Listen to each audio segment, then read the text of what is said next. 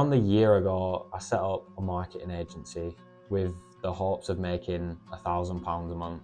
Fast forward to today, and I can proudly say I outdid myself. So just like anything in life that's remotely worth having, it's been ridiculously hard. From the highs of signing £30,000 worth of deals in the space of 2 weeks, I've also lost 60-70% of my revenue in the space of 30 days.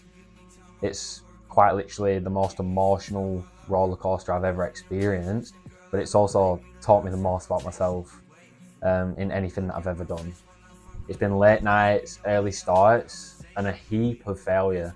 And that's something that a lot of people can't really come to terms with, that not everything's going to go perfect when you start that business. Not everything's going to go perfect when you first start the gym. Like, you've got to learn the trade. You've got to sharpen the axe to a point where you can't fail because you're so good at what you do. But now it's time for me to actually face the next biggest challenge that I've come across, and that's moving to Australia. And upon arriving there, I've got a really, really big task to conquer, and that's meeting with the owner of an e-commerce brand that's currently doing multi-7 figures every single year. Closing that deal won't only change the course of the agency and what we're capable of and what we're looking to achieve, but it'll also change my life. And I leave in around a month's time. We're pretty much ready to go. Only thing that needs to move is TV, taking that to my mum's. Just going to leave that there before I go anywhere. But everything else, bare bones, ready to go. So with all of that being said, I'm in preparation of moving. And the only thing that's really left is where it all happens, the office. Nothing's really changed about this room, just my general workspace. Just working off my laptop at the moment with the wireless keyboard and mouse. Whiteboard for different bits and bats. But the one thing I can't take with me is this view. I'm sure it'll get replaced by another special view in Australia, I'm sure, but who knows. So I suppose the next steps are actually getting on the plane. I'm so high, no landing. Keep an act like they're steady. Rockin' this shit confetti.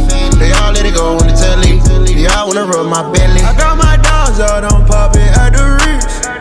I got them coming in, shit look like a blitz. She wanna check me up, she wanna check my feet.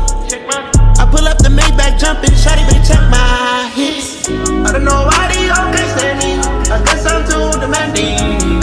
Private landing, I guess I keep my candy. She super so good when the beach is sandy. I got her in Yoko, but it call me Randy. Diamonds and Margiela, AP Canary Yellow. She deserve a patty cause she one of the members. So seeing as I didn't record a single thing in terms of actually traveling to Australia, I thought I'd just let you know what's been going on. I've just basically been chilling, been on the beach, eating good, and getting absolutely cooked by the sun. I'm actually just sat in a members club in a suburb of Sydney, not going to talk too much about where that is. And I've just had a meeting with a company based up in Edinburgh in the UK. Not a bad place to take it, I must admit. And I won't go into too much detail, but they're an app development company that get a lot of inquiries for other things like marketing, web development, which we do. They found us on Google, which is buzzing to know that all the hard work on SEO is working. And they've reached out and basically asked us to fulfill all them services for them on their behalf. So it comes across, it's called white label agency work. So we do the work, they tell the client that it was them. I don't really care that much. I'll just take my cut of that and take on loads and loads of work. You're talking about 15 inquiries a month, which Jack, my best friend, he's flying out here on the 16th of January. So things will probably get a little bit more exciting then. This is not going to be the most entertaining video that gets posted on this channel by a long shot, but I couldn't just end it on the part where I was talking about Jack coming over. So I'll just fill you in on a few things that are happening between now and then. So there's something I've not spoken about anywhere, and that's property development. And that's something that my dad does in Australia that I'm getting heavily involved in now I'm here. And actually where I'm sat right now is one of the Renos. We're just here temporarily. It's only a kilometre away from the beach, which is super ideal just getting here. So 10-minute walk and be on the beach, in the sea, in the sun, all that good stuff. But I'm going to kind of document that whole journey because it's all new to me too.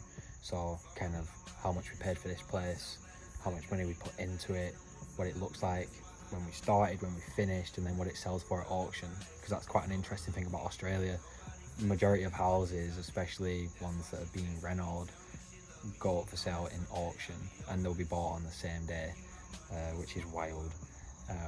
So I'm going to just take everyone through that, post it all on this channel, and there's going to be a heap of other stuff too. So when Jack gets here, he's an online coach, he's got an incredible physique, very knowledgeable with training. There's going to be all that sort of good stuff, because I love training myself. A bit of lifestyle stuff. We've got a couple of motocross bikes that we're going to end up taking out on tracks and stuff. We've got like dirt tracks everywhere over here. There's obviously the beaches, good food, there's plenty of stuff to do over here, so it's going to be a pretty interesting one.